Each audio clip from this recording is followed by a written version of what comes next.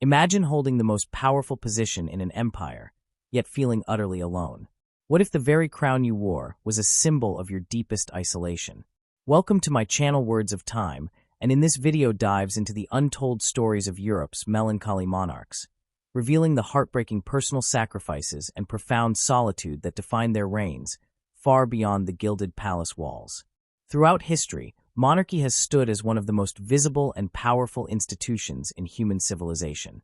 Kings and queens ruled nations, commanded armies, shaped destinies, and became the symbols of entire eras. Their portraits hung in grand halls, their words recorded in chronicles, and their decisions shaped the fates of millions. Yet behind the grandeur of the throne lay a reality often hidden from the public eye: the deep and persistent solitude that came with sovereign power.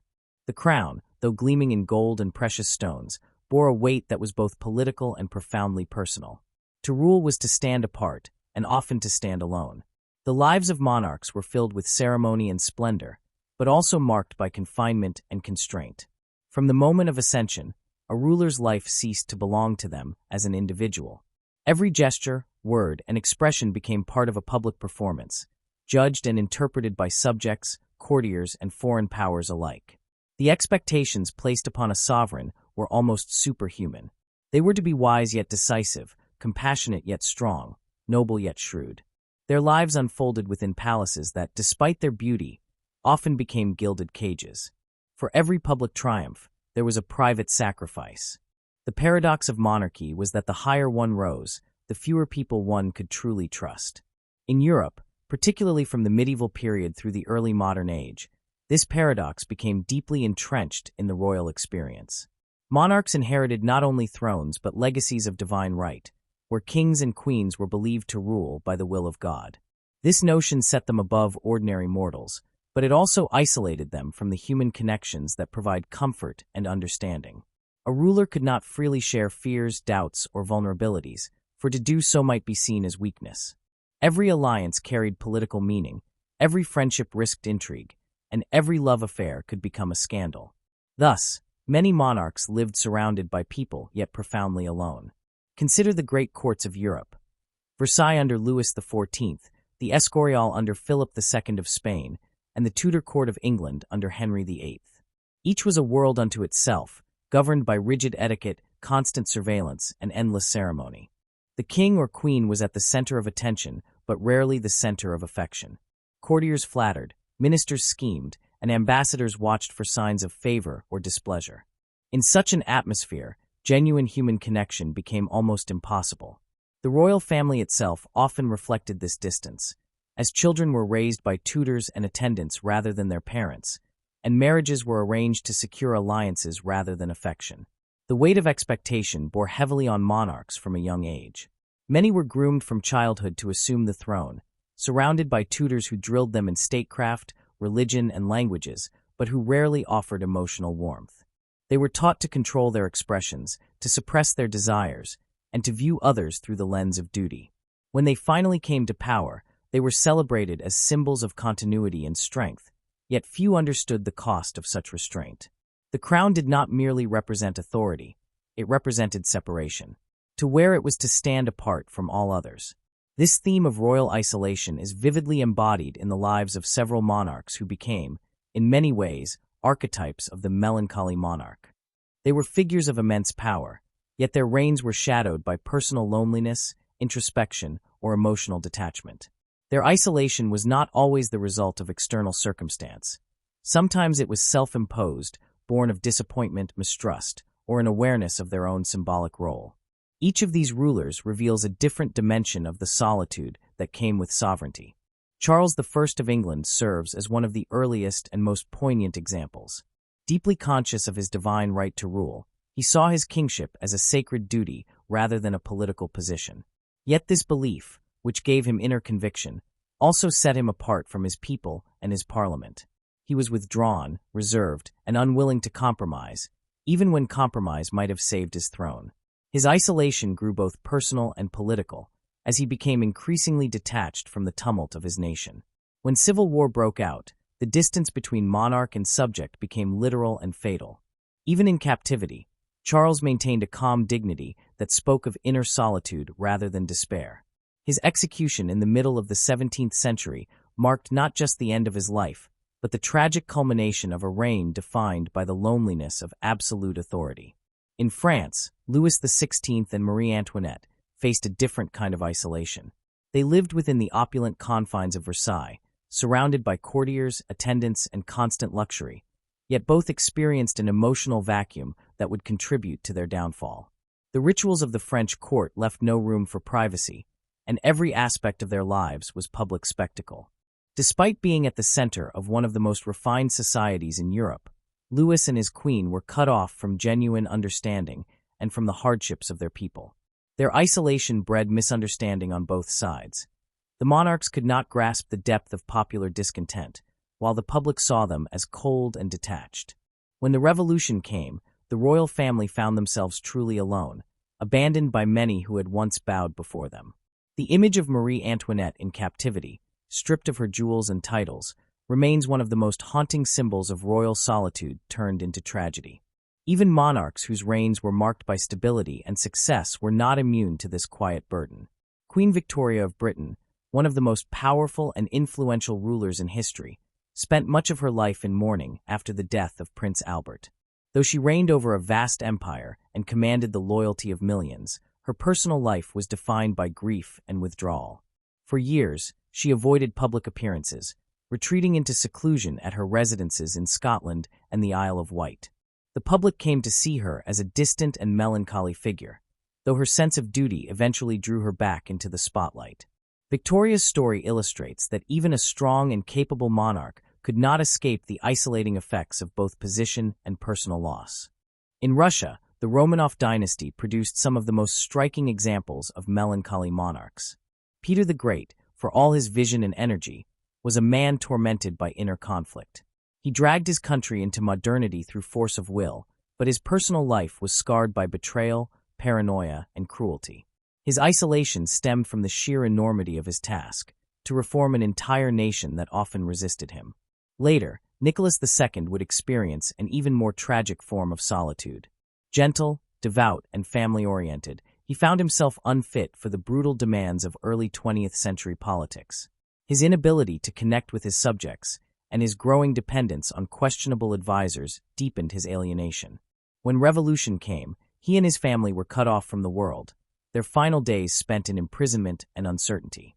The fall of the Romanovs closed a chapter on centuries of autocratic rule and exposed the human fragility behind imperial grandeur. Spain's Philip II provides another study in solitude. A ruler of vast dominions stretching from Europe to the Americas, he governed from the austere palace monastery of the Escorial, a building that seemed to mirror his personality, solemn, disciplined, and remote.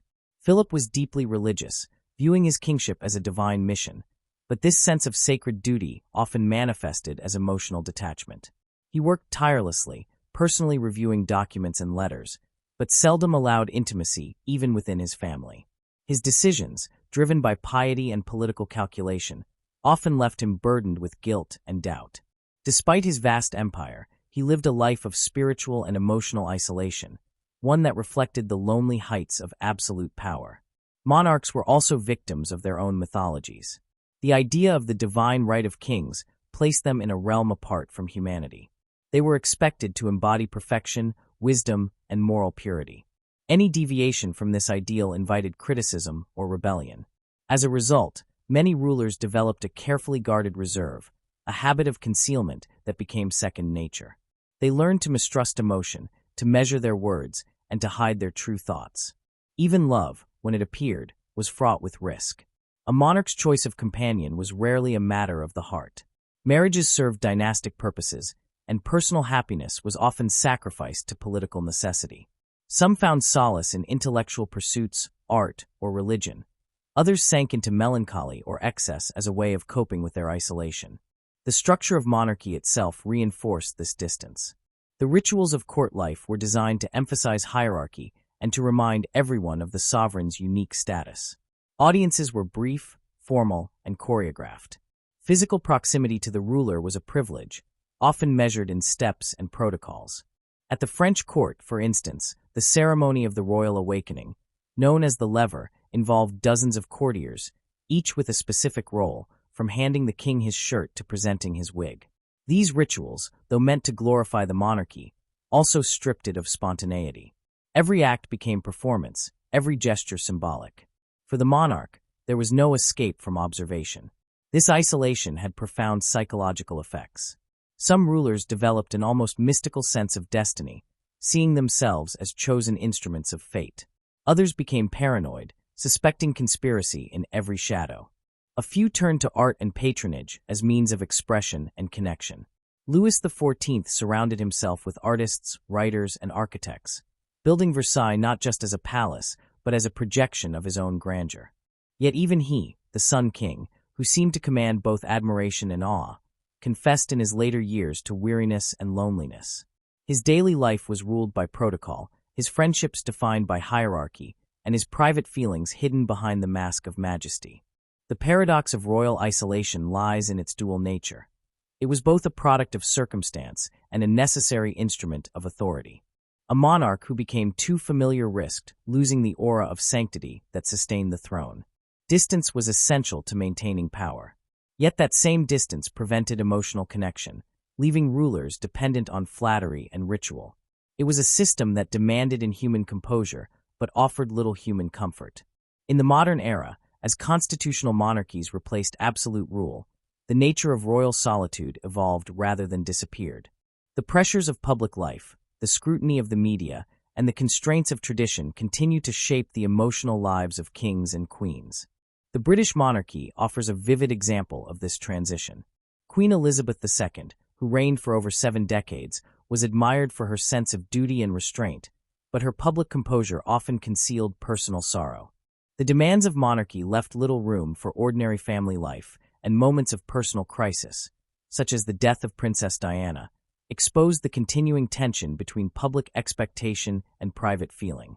Though the monarchy has adapted to modern values, the essential solitude of the crown endures. At its core, the story of royal isolation is a reflection of the human condition under extreme circumstances.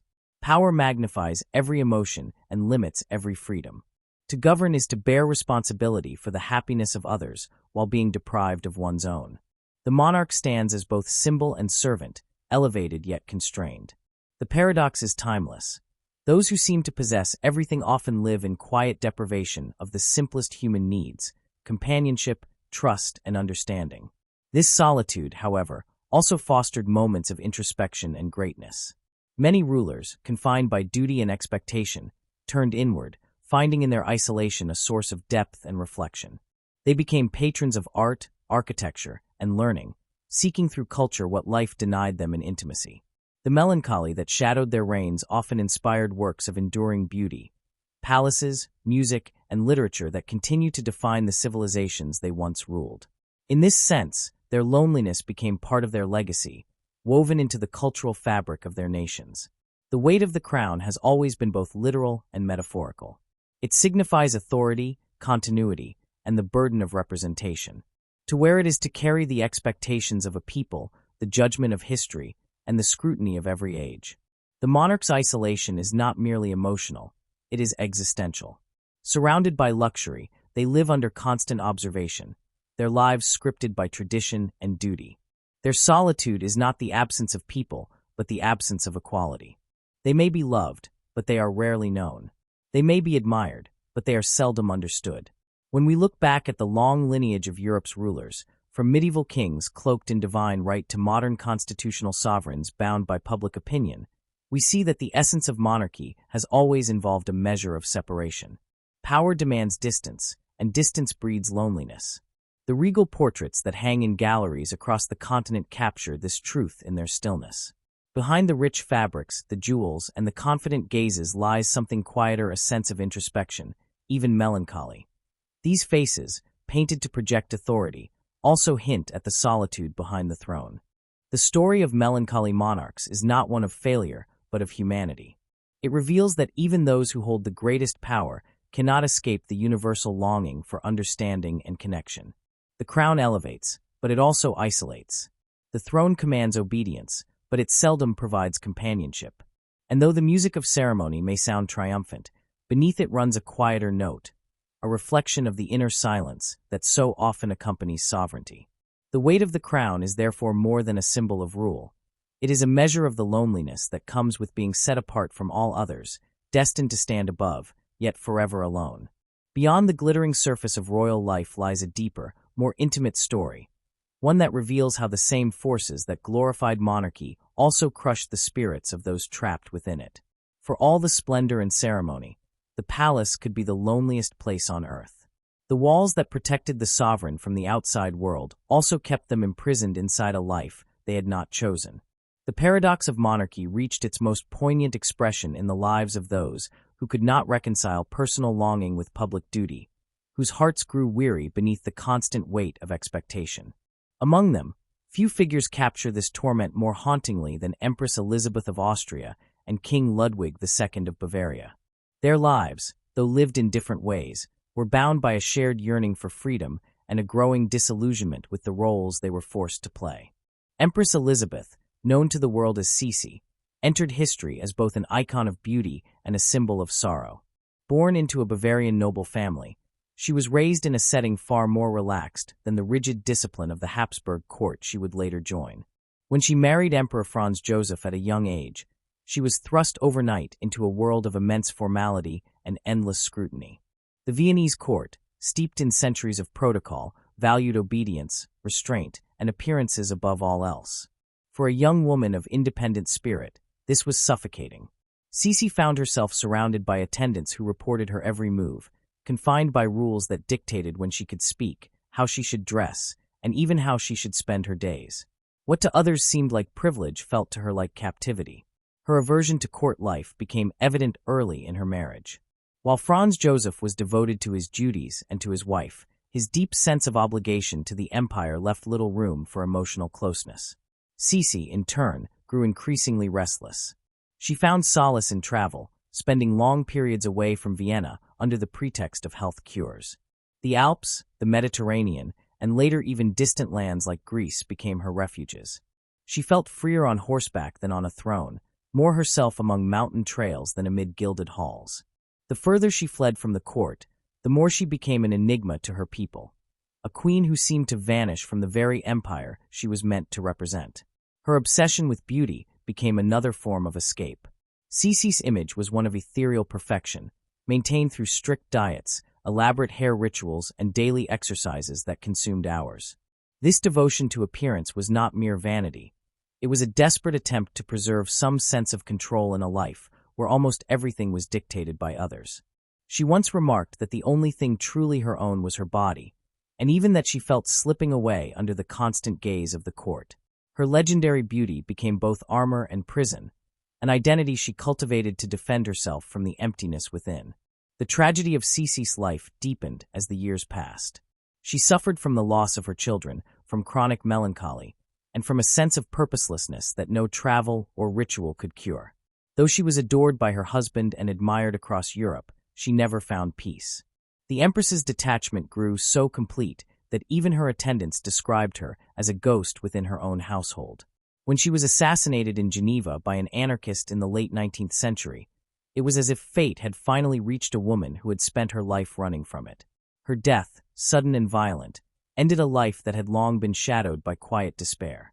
In her journals and letters, we glimpse a mind burdened by introspection and loneliness, yearning for a freedom the crown could never grant.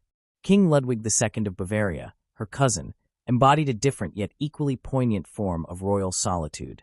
His reign was brief and troubled, but his imagination and sensitivity have made him one of the most fascinating monarchs in European history. Ludwig ascended the throne at a young age, idealistic and romantic, inspired by art, music, and legend rather than politics. From the beginning, he struggled to conform to the practical realities of ruling. He found the routines of government dull and the intrigues of court life distasteful. What truly moved him were the worlds created by art, particularly the operas of Richard Wagner, whose music became the soundtrack of Ludwig's fantasies. As political pressures mounted and the responsibilities of governance grew heavier, Ludwig retreated into his imagination. He began to withdraw from the public eye, seeking refuge in solitude. His passion for architecture became an outlet for his inner world, and the castles he commissioned, Neuschwanstein, Linderhof, and Herrenchiemsee, stand as physical manifestations of his longing for escape. Each was a dream rendered in stone, a place where he could live apart from the expectations of politics and the judgment of society. Neuschwanstein, perched high in the Bavarian mountains, was inspired by medieval romance and Wagnerian myth. It was meant not as a seat of power, but as a sanctuary for one man's spirit. These castles were more than architectural wonders. They were symbols of Ludwig's growing detachment from reality. As he withdrew further, his behavior began to alarm his ministers and advisors. They saw extravagance where he saw beauty, madness where he sought meaning. The tension between his inner world and the demands of the state became impossible to reconcile. Eventually, Ludwig was declared unfit to rule. Isolated and stripped of authority, he met a mysterious death in Lake Starnberg, a death that remains one of history's enduring enigmas. Whether accident, suicide, or conspiracy, it marked the tragic end of a ruler who had tried to build paradise in a world that could not understand him. Both Sisi and Ludwig exemplify what has often been called the golden cage of monarchy, a life of immense privilege that conceals profound imprisonment. The gilded walls of palaces, the jewels, the titles, and the rituals all give the illusion of power, yet they restrict the individual within a web of expectation. Monarchs were expected to embody perfection, to live not for themselves but for the nation, to suppress emotion and spontaneity in favor of decorum. Every act, from a gesture at a balcony to the selection of a garment, carried symbolic weight. Freedom, in any personal sense, was almost impossible. The golden cage was constructed from several forces that reinforced one another. The first was protocol, the elaborate system of etiquette that governed every interaction. At court, there was no such thing as a casual moment. The smallest social exchange was bound by hierarchy, titles, and ritual. Even family life was formalized. A monarch could not dine privately with whom they wished, could not walk unobserved through their own gardens, could not speak freely without risking misinterpretation. Every minute of their day belonged to the public image of the crown.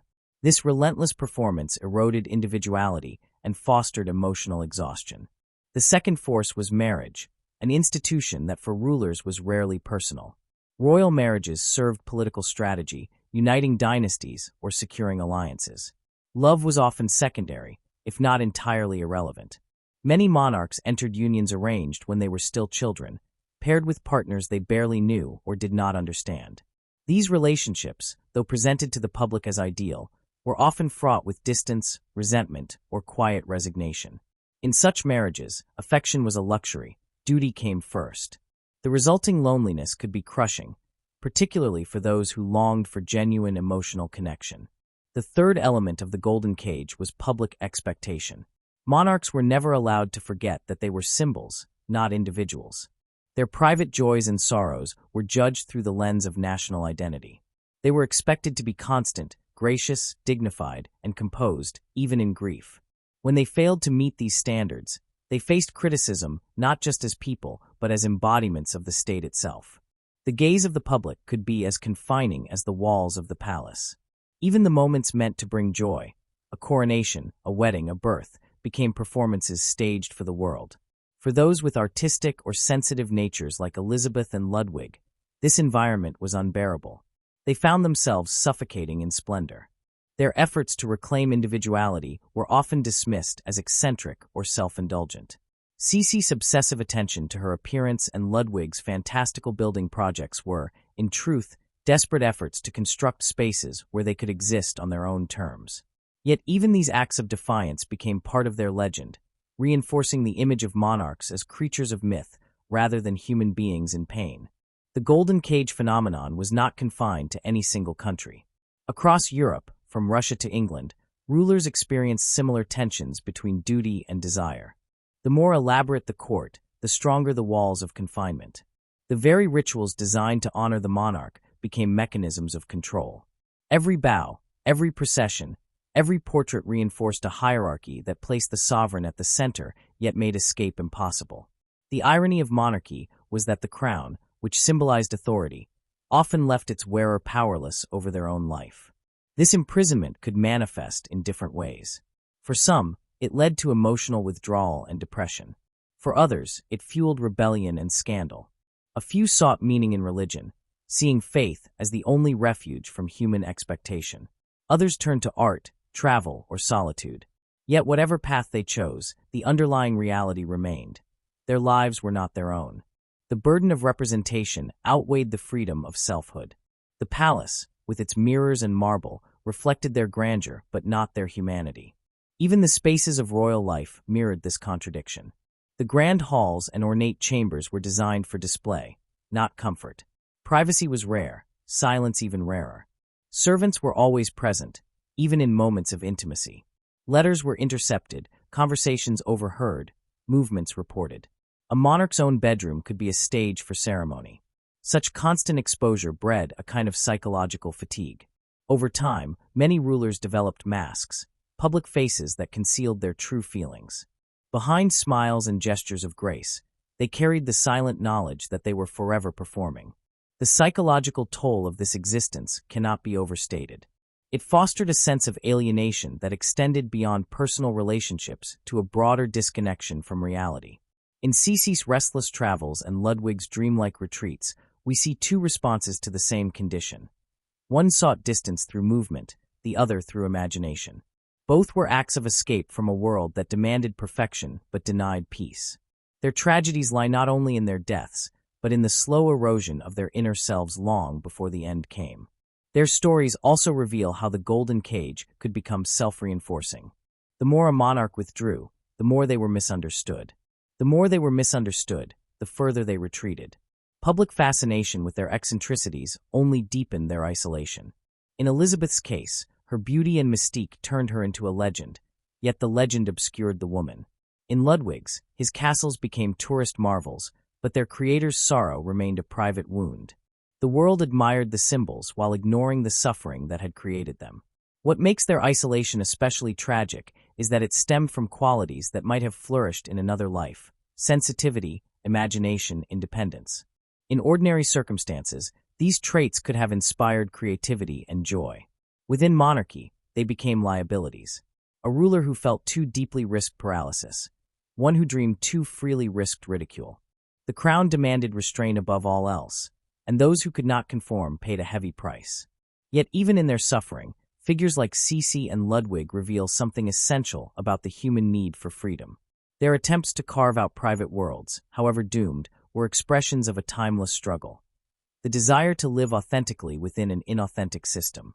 The golden cage was built by tradition, but its bars were psychological as much as physical. It represented the conflict between image and self, between duty and desire, a conflict as old as power itself. The image of Empress Elizabeth wandering through the corridors of her palace, her face hidden behind a parasol to shield herself from the gaze of others, captures this tension perfectly. So too does the image of King Ludwig standing alone on a mountain, staring at the castle lights reflected in the lake below, dreaming of kingdoms that existed only in his imagination. Both were monarchs of immense beauty and creativity, yet both were prisoners of circumstance. Their isolation, far from being a sign of weakness, was the inevitable outcome of lives lived under unbearable scrutiny. The golden cage, for all its splendor, was ultimately a place of quiet despair. It taught monarchs to hide their humanity behind ritual and to measure their worth by appearances rather than feeling. It demanded perfection from imperfect beings and offered no forgiveness for failure. To the outside world, these rulers seemed blessed beyond measure, but their private writings and actions reveal otherwise. The tragedy of their existence lies in the simple truth that they could never belong to themselves. Their lives were performances in which the audience never left and the curtain never fell. The stories of Cece and Ludwig stand as mirrors of monarchy itself, a system that could elevate but also destroy, that promised immortality while denying life's simplest pleasures. Their legacies endure not only in the monuments and myths they left behind, but in the lesson their lives impart. That power without freedom is another form of captivity, and beauty without peace is only another mask. Beyond the balconies of their palaces, beyond the cheers of their subjects, lay a silence that no music could fill. It is in that silence that the true cost of the crown can be heard. The echo of lives lived in splendor, yet consumed by solitude, the quiet torment of those who ruled but never truly lived. The loneliness that weighed so heavily upon monarchs did not remain confined to their private lives. It reached into the very heart of their rule, influencing how they governed, how they related to their people, and how they shaped the destinies of their nations. Isolation, whether self-imposed or the result of circumstance, often became a force as powerful as policy itself. A monarch's state of mind could color every decision, from the smallest act of patronage to the greatest affairs of war and diplomacy. In the long and complex history of monarchy, there are countless examples where solitude shaped the nature of leadership, where melancholy altered the course of a kingdom, and where detachment left ripples that endured for generations. The sovereign's heart, though hidden behind the mask of ceremony, was never truly separate from the fate of the realm. Power and loneliness have always been uneasy companions. A ruler, by virtue of being at the top of the social order, stands apart from everyone else. This distance, necessary to preserve authority, often becomes emotional as well as physical. The monarch must appear confident even when uncertain, serene even when suffering. Over time, this enforced composure can harden into detachment. Some rulers turned inward, becoming introspective and cautious. Others reacted with impulsiveness, using decisive acts of policy as an outlet for private frustration. The personal isolation of kings and queens thus shaped their political style, sometimes leading to restraint and stability, at other times to erratic or destructive choices. The melancholy of Charles I of England, for instance, left a lasting imprint on his reign. His belief in divine authority, coupled with his reserved nature, made compromise with Parliament nearly impossible. Where a more flexible monarch might have found common ground, Charles's inwardness and pride deepened the divide between crown and legislature. His sense of isolation from his subjects was mirrored by a stubborn faith that he alone understood the sacred duty of kingship. This detachment, both spiritual and emotional, fueled the conflict that tore his country apart. The English Civil War, while driven by politics and religion, also reflected a profound breakdown of communication between a ruler and his people. In the end, Charles's solitude became both his shield and his downfall. Even in captivity, he remained dignified and distant, convinced of his righteousness, but unable to bridge the gulf that separated him from those he governed. A different but equally revealing example lies in Philip II of Spain. His governance was marked by an extraordinary attention to detail, an almost obsessive need to control every aspect of administration. He read and annotated documents himself, working late into the night in the stark confines of his study within the Escorial. This meticulousness was partly the result of his personality, deeply private, devout, and withdrawn, but it also reflected the isolation of a ruler who trusted few others. His solitude produced both strength and weakness. On one hand, it allowed for discipline and consistency. On the other, it bred inflexibility. His reluctance to delegate or to listen to dissenting views led to costly errors, such as the ill-fated Armada sent against England. Yet even this disastrous campaign bore the mark of Philip's lonely conviction that he was fulfilling divine will. His isolation was spiritual as much as political, a solitude sustained by faith, but indifferent to practical counsel. The Spain he ruled reflected his temperament. Disciplined, magnificent, but weary under the weight of an uncompromising monarch. Empress Elizabeth of Austria offers another kind of influence, one less direct but equally telling. Her detachment from the imperial court created a void in the monarchy's public life. While her husband devoted himself to governance, Sisi's absence from Vienna became a symbol of the empire's growing disconnection between ruler and people. Her melancholy was private, yet it had public consequences. The empress's refusal to conform to expectations weakened the emotional bond between the crown and its subjects. In a time when the Austro-Hungarian Empire faced ethnic tension and rising nationalism, the lack of a visible and engaged empress deprived the monarchy of a vital source of unity. Franz Joseph's government continued with mechanical efficiency, but without the warmth or inspiration that might have softened discontent. Elizabeth's personal despair thus echoed through the empire in subtle ways, reminding all that even the most distant sorrow at court could influence the spirit of a nation. King Ludwig II of Bavaria embodied the most literal intersection between isolation and governance. His increasing withdrawal from political life, his preference for fantasy over statecraft, and his lavish spending on architectural dreams created a crisis in his kingdom. His ministers, unable to reach him, grew frustrated as his priorities shifted from administration to art. Ludwig's solitude transformed from personal retreat into political instability. His castles, masterpieces of design and imagination, became monuments to alienation, beautiful yet impractical, visionary yet ruinous to the royal treasury. The tension between his dreamlike world and the pragmatic demands of his government eventually led to his deposition. His mysterious death soon after left Bavaria both fascinated and unsettled, a small kingdom haunted by the image of a monarch who could not reconcile his inner world with his public duty. His story illustrates how emotional withdrawal can blur the line between creativity and self-destruction, and how the loneliness of power can undermine the very foundations it seeks to preserve. Queen Victoria's long mourning after the death of Prince Albert demonstrates another side of isolation's political effect. Her grief, genuine and overwhelming, led her to withdraw from public life for years. The absence of her presence created unease among her subjects and resentment among politicians. For a time, the British monarchy itself seemed to fade from national life, replaced by ministers and officials who filled the void.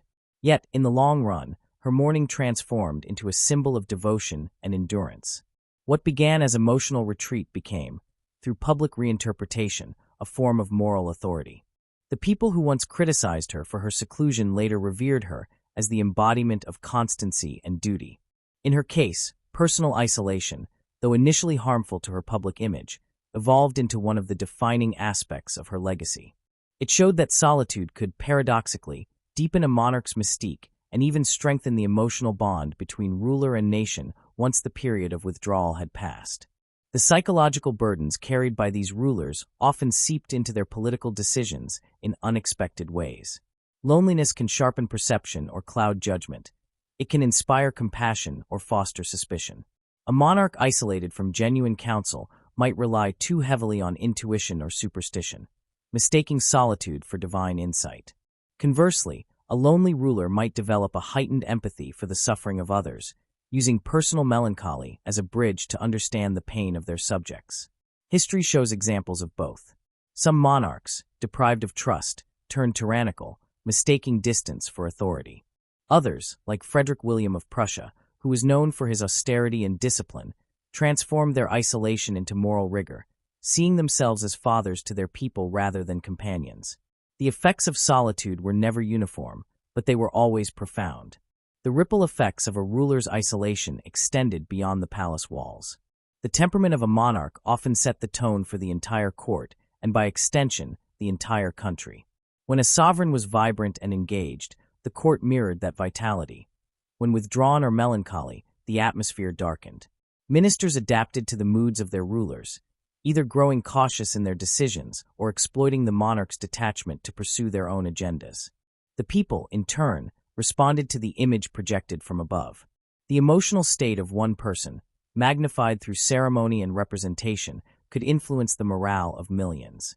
In France, for example, the detachment of Louis XVI during the years leading to the revolution deepened public frustration. Though personally kind and conscientious, he lacked the confidence to act decisively or to connect emotionally with his subjects. His isolation, reinforced by the rigid formality of Versailles, made him appear indifferent at a time when empathy might have eased social unrest. The same was true of Marie Antoinette, whose retreat into private pleasures and small circles of companionship was seen by the people as arrogance rather than defense against suffocating scrutiny. Their personal inability to reach beyond the walls of courtly life became a national symbol of disconnection. The revolution that followed was as much a political uprising as it was a rejection of the perceived coldness of the monarchy. In contrast, some rulers used their solitude to think deeply, to detach from the noise of court life and pursue long-term visions. Peter the Great of Russia, though often harsh and contradictory, channeled his inner tension into reform. His personal estrangement from traditional Russian society gave him the distance necessary to challenge it. He saw himself as apart from his people and used that separation to reshape his nation according to his own ideals. In his case, isolation became a crucible of transformation. The same detachment that might have been a weakness in others allowed him to see beyond convention and push Russia toward modernization. His loneliness, though severe, was also creative. It allowed him to build an empire not only through force, but through the relentless will of one man determined to overcome both his inner demons and the inertia of history. The influence of isolation on policy can also be seen in more subtle forms. The tone of diplomacy, the level of tolerance for dissent, even the structure of government often mirrored the personality of the ruler. An emotionally distant monarch might favor rigid hierarchies and centralized control, reflecting their need for order in a chaotic world. A more introspective one might promote culture, art, or education, seeking in creativity the fulfillment denied by companionship. Many of the world's greatest artistic legacies emerged from courts led by lonely patrons who found in art a refuge from themselves. The palaces of Versailles and the castles of Bavaria, the operas sponsored by royal courts, and the patronage of painters and poets were often the byproducts of rulers seeking solace in beauty rather than joy and power. Yet the cost of this solitude was always there. The crown, by its nature, magnified personal flaws and amplified emotional wounds. When a ruler's sadness hardened into detachment, the kingdom could drift without direction. When suspicion replaced trust, governance became a web of intrigue. A monarch surrounded by sycophants and deprived of honest counsel was vulnerable to manipulation. History is filled with examples of ambitious courtiers exploiting royal melancholy, steering policy for personal gain while the sovereign withdrew into silence. In such moments, the loneliness of the throne became a national hazard. Even in more modern times, when monarchy evolved into a constitutional role, the emotional isolation of the sovereign continued to shape public life. The British monarchy, with its emphasis on dignity and restraint, has long balanced the tension between visibility and privacy. Queen Elizabeth II, for much of her reign, was praised for her composure, yet that very composure sometimes made her appear distant. The public's expectation that she embody steadiness in every crisis meant that she could never fully reveal her inner self. Her isolation, though less dramatic than that of earlier monarchs, was no less real.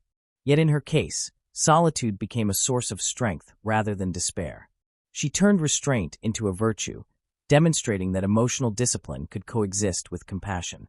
Her reign showed that isolation, when managed with grace, could provide continuity and stability in a world of constant change.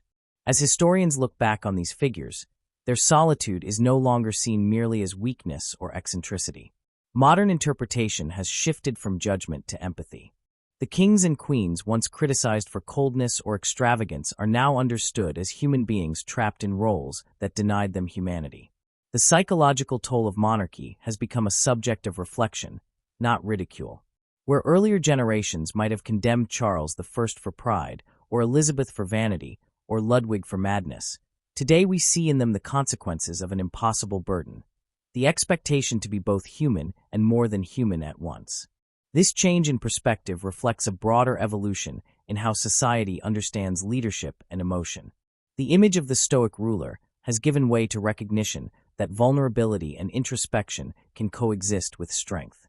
Modern historians and readers alike view the melancholy monarch not as a failed ideal, but as a mirror of universal human experience. Their isolation, once interpreted as moral flaw, is now seen as an inevitable cost of the positions they occupied. The loneliness of the throne, stripped of myth, becomes a study in the limits of power and the endurance of the spirit. The legacies of these solitary reigns therefore live on in complex ways. Their policies may have shaped borders and governments, but their emotional lives shaped the very idea of monarchy itself. They taught later generations that authority without connection is hollow, that grandeur cannot replace empathy, and that even the highest throne sits upon fragile ground. Their portraits, once painted to project majesty, now evoke something more intimate, a quiet sadness that speaks across centuries. To reflect on them is to recognize that the line between public duty and private despair has always been thin. Each monarch carried the weight of an entire people upon shoulders already bowed by loneliness. Their reigns remind us that power does not shield one from the trials of the heart, it only magnifies them. Their solitude shaped nations, influenced politics, and left marks upon culture and memory that endure long after their crowns have tarnished. In the end, their stories form a continuous thread through history, connecting the grandeur of empire to the fragility of the human soul. The silence that surrounded their decisions was not empty. It was filled with thought, conflict, and longing. Their melancholy, far from being a mere personal affliction, became part of the emotional architecture of their realms. Through them, we see that the fate of nations often turns not only on battles and treaties, but on the unseen inner lives of those who lead. Their isolation remains both warning and inspiration, a reminder that leadership carries a human cost, and that even in the highest places, the heart remains vulnerable. As history continues to reinterpret their lives, we find in their solitude not just tragedy, but understanding. The lonely monarchs of the past stand as figures of empathy, their reigns echoing with a truth that still resonates. The crown may command loyalty, but it cannot command peace of mind. In that enduring truth lies the silent impact of their reigns, the quiet legacy of those who ruled from behind the walls of splendor, burdened by the majesty that set them apart, yet remembered for the humanity that binds them to us still. In the long shadow cast by centuries of monarchy, the struggles of modern royals reveal that the essence of the crown's burden has changed less than one might imagine. Though the world has evolved, and the structures of absolute power have largely dissolved, the emotional cost of public life remains strikingly similar. The solitude that haunted the monarchs of the past lingers in new forms. Instead of the rigid isolation of palaces and court etiquette, today's royals face the glare of relentless media scrutiny, the expectations of millions, and the paradox of living a public life that allows almost no privacy. What was once a gilded cage built of ritual and divine authority has become one made of cameras and headlines. The faces have changed, but the weight of representation endures. Modern royal families, though stripped of political dominance, still carry immense symbolic power. They stand as living emblems of continuity in an age obsessed with change.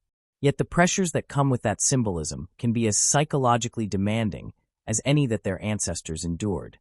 Every gesture, outfit, and word is analyzed, every expression dissected. The intimacy denied to the kings and queens of old is now replaced by exposure that leaves no space for vulnerability.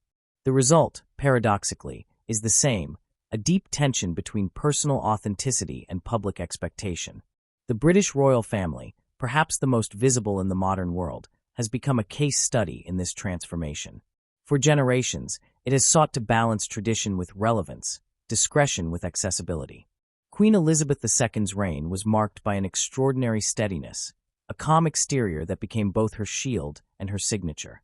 Yet beneath that composure lay the same stoic solitude that defined so many rulers before her.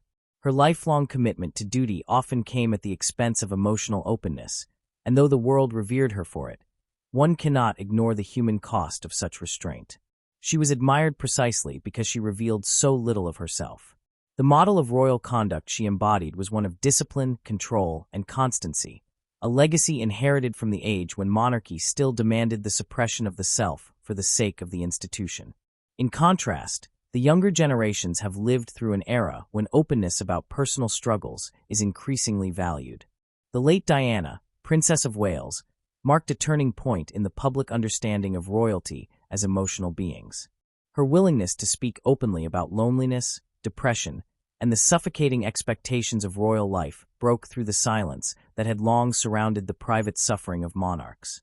Her candor resonated with millions because it humanized the crown.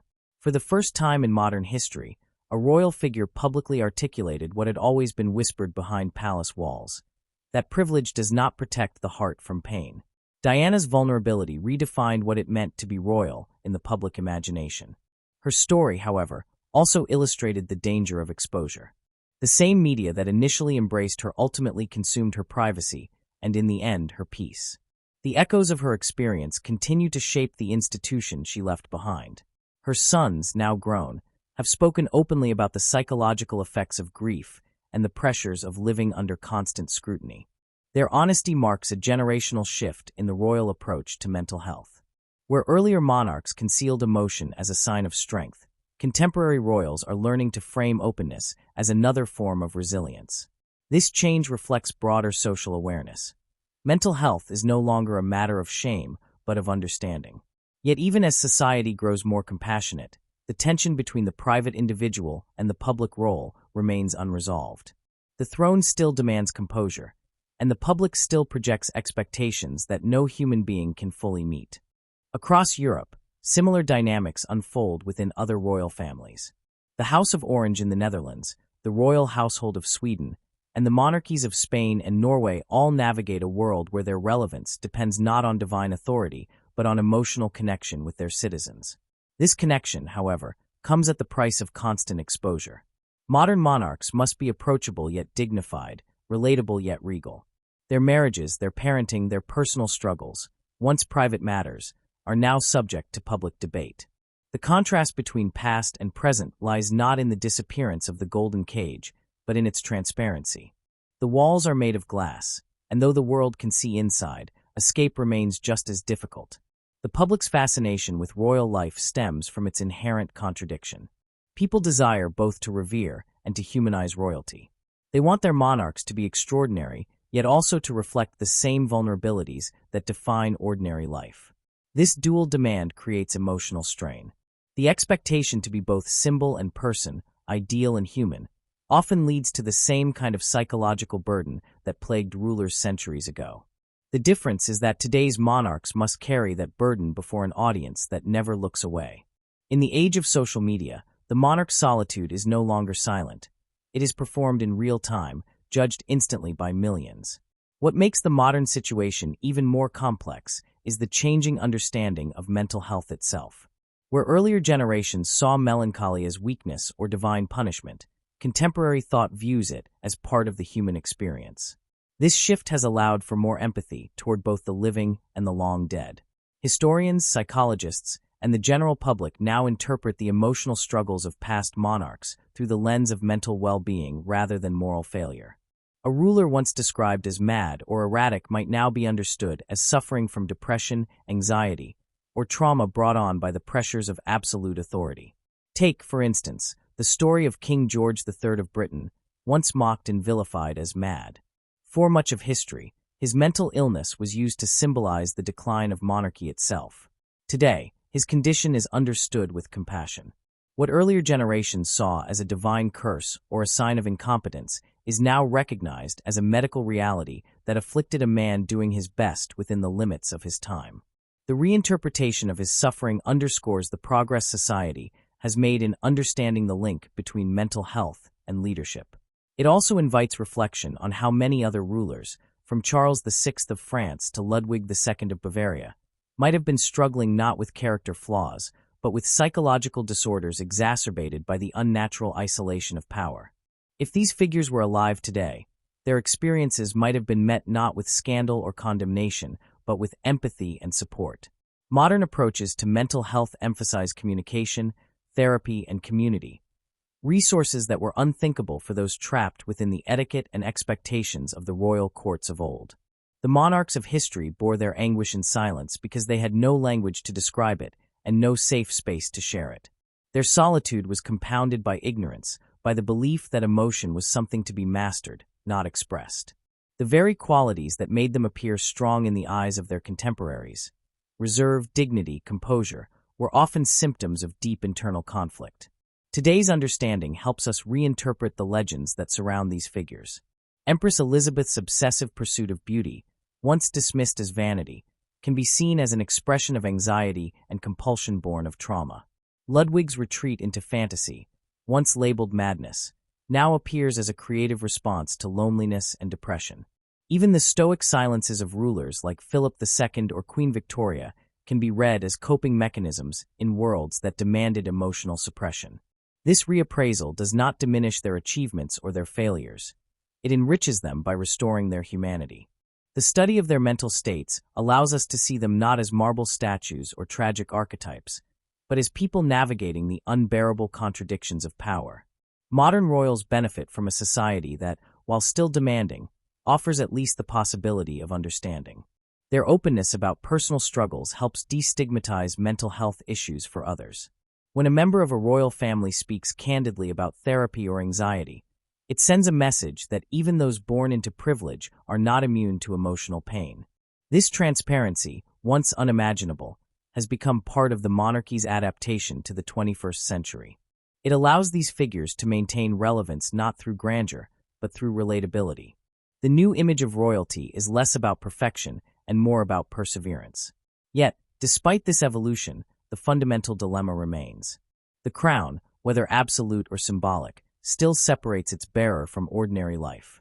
Even when surrounded by family and advisors, the modern royal faces the same existential solitude that haunted rulers of the past.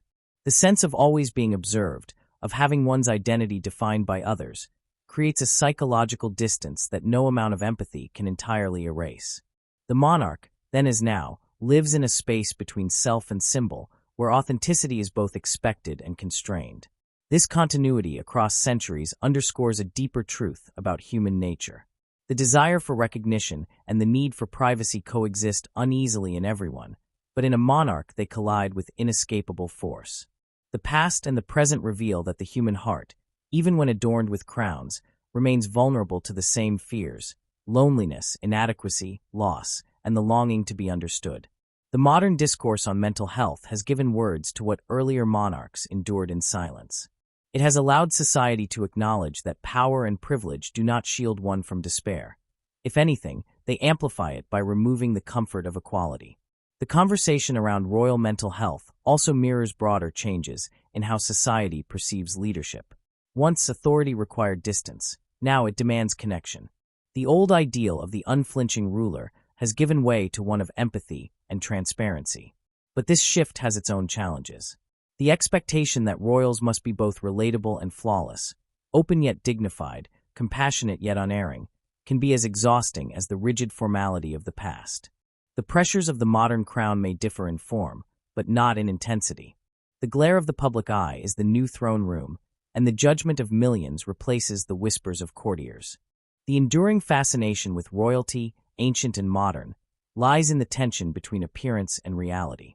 Beneath the robes and ceremonies, these are individuals whose inner lives reflect the same struggles as any person's. They love, grieve, hope, and fear. They search for meaning amid the demands of their roles.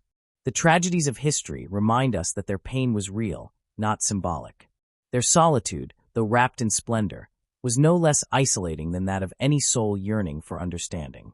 To view them through the lens of modern mental health is to see them not as distant figures, but as part of a shared human narrative, a story of resilience amid constraint, of identity shaped by expectation. In recognizing their humanity, we also confront our own. The fascination with royal suffering is not merely voyeuristic.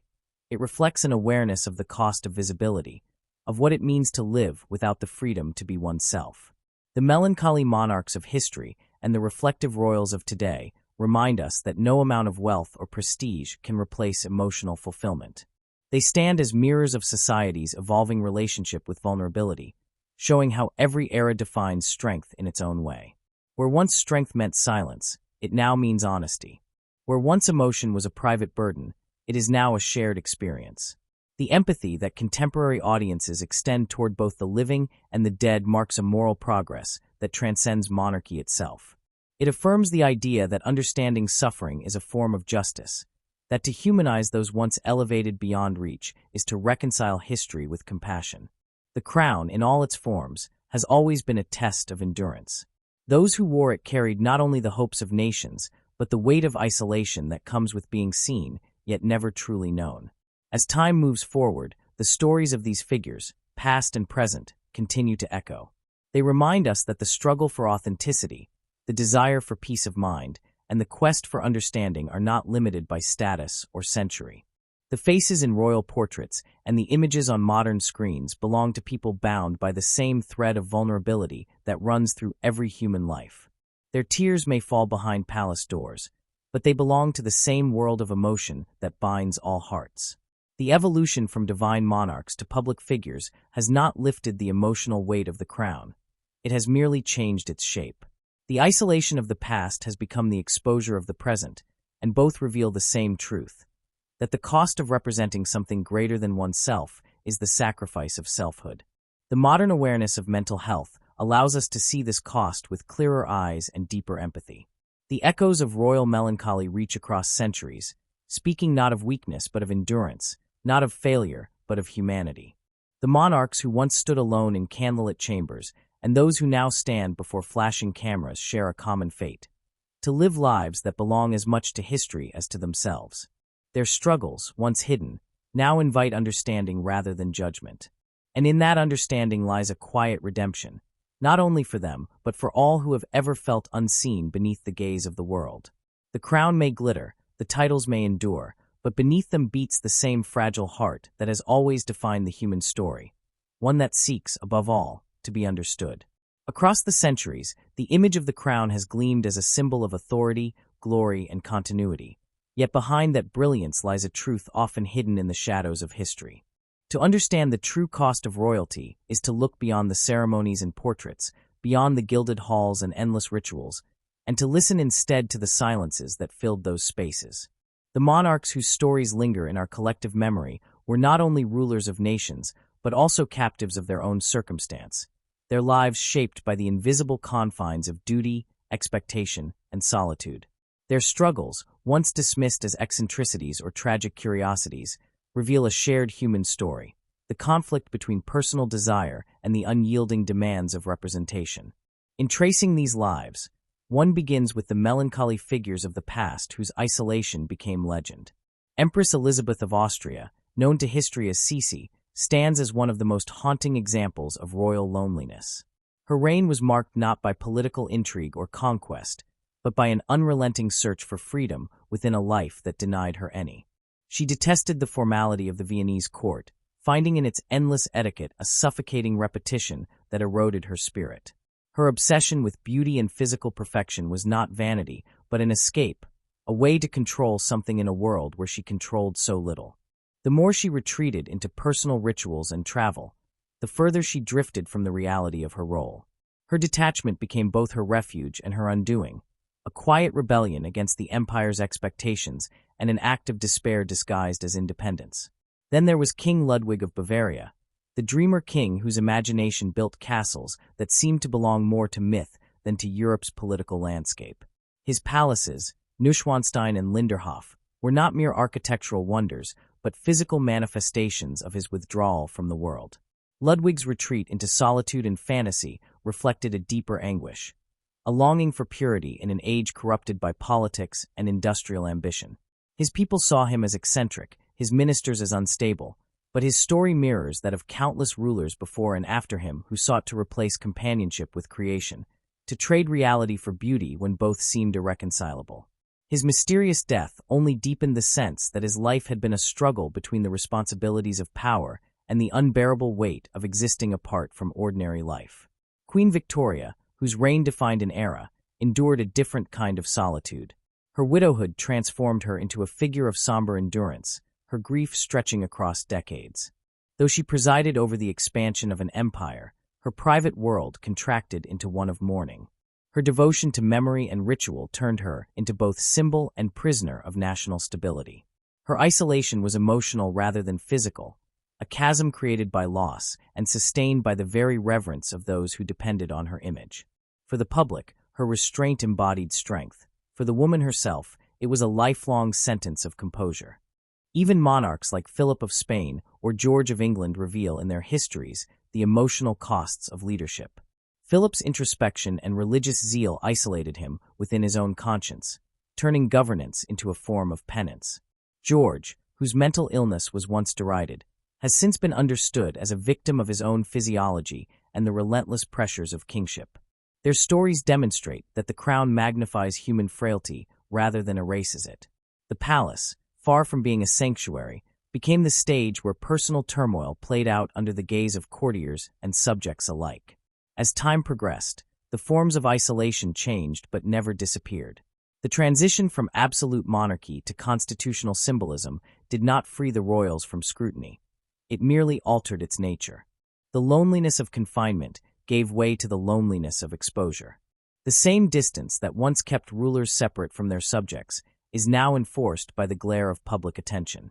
In the 20th century, the story of Diana, Princess of Wales, brought this paradox into full view. Her marriage into the British royal family, initially seen as a fairy tale, revealed itself as another version of the golden cage. The expectations placed upon her, to embody perfection, to remain composed under relentless observation, proved impossible to sustain. Her openness about her emotional struggles broke centuries of silence surrounding royal suffering, transforming her pain into a mirror in which millions recognized their own. Her story underscored that emotional vulnerability is not the opposite of strength, but a part of it. From Sisi's flight from Vienna to Diana's confrontation with fame, from Ludwig's castles to Victoria's mourning, the pattern remains consistent. Power isolates, ritual imprisons, and duty consumes. Each of these lives exposes how the crown demands more than political acumen. It demands the sacrifice of personal identity. Even in moments of triumph, these rulers stood apart, unable to share their burdens without betraying the very image they were meant to embody. To rule was to be both present and unreachable, to live surrounded by people, yet untouched by true companionship. The grandeur of monarchy thus conceals an emotional poverty that cannot be measured in wealth or influence. When we examine these stories today, in light of modern understandings of mental health, they gain new depth. What earlier generations called melancholy or eccentricity can now be recognized as depression, anxiety, or trauma. The human mind, subjected to isolation and perpetual scrutiny, responds in predictable ways. The rituals of power, while designed to maintain stability, can themselves become instruments of distress. For Cece, beauty became an obsession that bordered on compulsion. For Ludwig, art and architecture became escapes from despair. For Diana, public service became both solace and exposure.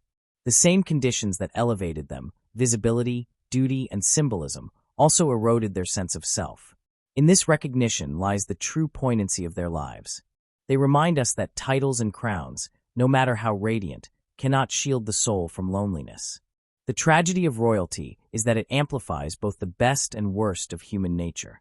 It offers admiration but denies intimacy, reverence but restricts honesty. The monarch becomes an idea more than a person, an emblem rather than an individual. The cost of wearing the crown, therefore, is not merely personal discomfort, but the gradual loss of humanity beneath the layers of representation. The modern royals who navigate today's world carry echoes of these older struggles. They inhabit institutions shaped by centuries of tradition, yet must adapt to societies that value transparency and authenticity.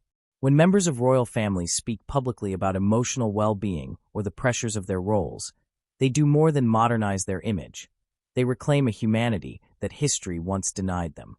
Their willingness to acknowledge vulnerability challenges the old myth that power must always appear unbreakable. Yet even as they strive for openness, the old paradox persists. The more they share, the more they expose themselves to judgment. The crown's weight has not lightened.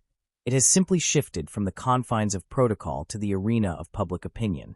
The true cost of the crown, then, lies not in the loss of freedom alone, but in the transformation of the self into a symbol. To be royal is to belong to others, to live in service not only to one's country, but also to its imagination. The monarch must embody ideals that often conflict with their own emotions. Their successes are celebrated, their failures magnified, their personal moments consumed by collective curiosity. Even love, family, and grief become matters of national interest. The intimacy denied to past monarchs by etiquette is now denied by exposure. Privacy, once enforced by distance, is now eroded by the camera's lens. The recurring theme through all these stories is the tension between identity and image. Empress Elizabeth tried to reclaim hers through beauty and travel, Ludwig through art, Victoria through devotion to memory, Diana through compassion and outreach. Each sought a form of freedom within their captivity, a way to exist as themselves within the constraints of their role. Their struggles, though deeply personal, reveal a universal truth: that every human being, no matter how powerful, seeks to be understood not for what they represent, but for who they are. The crown, for all its splendor, rarely allows that understanding. In reflecting on these lives, we find not only tragedy, but also a lesson in endurance. The fact that these monarchs continued to fulfill their duties despite their inner turmoil speaks to a quiet resilience. Their restraint, though often painful, maintained the stability of nations. Their suffering, though unseen, shaped their empathy and occasionally informed their governance. Even in isolation, they remained aware of the weight they carried, not just for themselves, but for millions who looked to them for continuity and meaning. In this sense, their lives, however burdened, were acts of service that transcended the personal. The empathy we extend to them today reflects a broader cultural shift. Where once history judged monarchs by their power or politics, it now considers their humanity. This change signifies not only a reevaluation of the past, but a deeper understanding of the present. The struggles of the royal figures of yesterday illuminate the emotional challenges of public life in any form. In a world where visibility often replaces privacy, their experiences foreshadow our own struggles with identity and expectation. The crown, in its symbolic sense, exists in many modern forms: fame, responsibility, leadership, all of which demand performance at the expense of self. To acknowledge the personal cost of monarchy is not to diminish its grandeur, but to comprehend its complexity. The crown represents both the nobility of service and the tragedy of sacrifice. It binds those who wear it to ideals that are larger than life, while simultaneously depriving them of the simple experiences that make life whole. Its brilliance is inseparable from its burden. Every jeweled surface reflects not only power, but also the silent ache of those who bore it. As we revisit the lives of these monarchs, from the dreamers and mourners of the past to the reflective figures of the present, we uncover a shared narrative of endurance in the face of emotional exile. Their isolation was not always visible, their suffering not always understood. Yet each life adds another note to the same melancholy song that runs through the history of royalty. The castles, portraits, and ceremonies endure as symbols, but behind them lies the echo of hearts that longed for connection. The poignant truth that emerges is that power, however absolute, cannot replace love or companionship. The greatest cost of the crown is not the loss of freedom, but the erosion of the self. Every monarch who stood apart from the world they ruled paid a price that history often overlooks, the quiet forfeiture of ordinary happiness. Their legacies invite us to reconsider how we define greatness, not as the absence of vulnerability, but as the courage to endure it. As these reflections reach into the present, they invite a dialogue that transcends time. The lives of Sisi, Ludwig, Victoria, Diana, and countless others remind us that the search for understanding is as old as power itself. Their stories ask us to question our fascination with the idea of perfection and to recognize the humanity that exists even within those who seem furthest removed from it. In seeing them as people rather than icons, we honor not only their memory, but also the shared human experience that connects us all. The true unveiling of the crown's cost, therefore, lies not in condemnation or pity, but in understanding. It is in the recognition that beneath every display of majesty beats a human heart burdened by expectation. The gold and jewels that symbolize permanence conceal a fragility that defines every life, royal or otherwise. When we strip away the ceremony and legend, what remains is a series of deeply human stories, of longing, endurance, and the constant negotiation between self and duty. For those who study, watch, or simply reflect upon these lives, there is an invitation to empathy. To see in the isolation of monarchs a reflection of our own modern struggles with visibility and identity is to bridge the gap between past and present. The weight of the crown is, in the end, a metaphor for the weight of expectation that all people carry in their own way. The difference lies only in scale and in visibility. As the narrative of monarchy continues into the future, its power will depend not on divine right or unshakable tradition, but on its ability to remain human.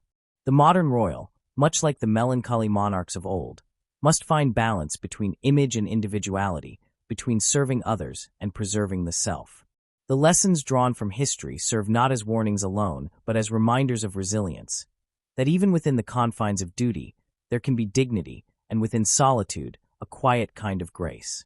In revisiting these figures, we find that the true measure of royalty is not found in crowns or titles, but in the endurance of those who bore them.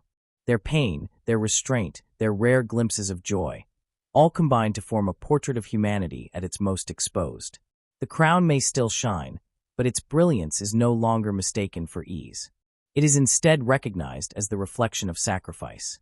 So as we look back on these monarchs, as we think of Sisi wandering restlessly, Ludwig dreaming among his castles, Victoria writing in mourning, and Diana reaching out through compassion, we see not relics of a bygone order, but mirrors of ourselves. Their isolation speaks to the universal need for understanding. Their endurance reveals the resilience of the human spirit. The crown's cost, though hidden behind grandeur, is written in every sigh, every silence, and every decision shaped by the tension between duty and self. And so the story continues, inviting reflection and dialogue. The figures of history stand not as distant icons, but as participants in an ongoing conversation about power, vulnerability, and what it means to be seen yet unseen. Their experiences encourage us to speak, to share, to question the ways we define strength and success. In that conversation lies the hope that understanding the burdens of the past may lighten those of the present. The crown remains a timeless paradox, a beacon of glory and a vessel of solitude. To unveil its true cost is to see that even the brightest symbols of power conceal a profound humanity, fragile and enduring.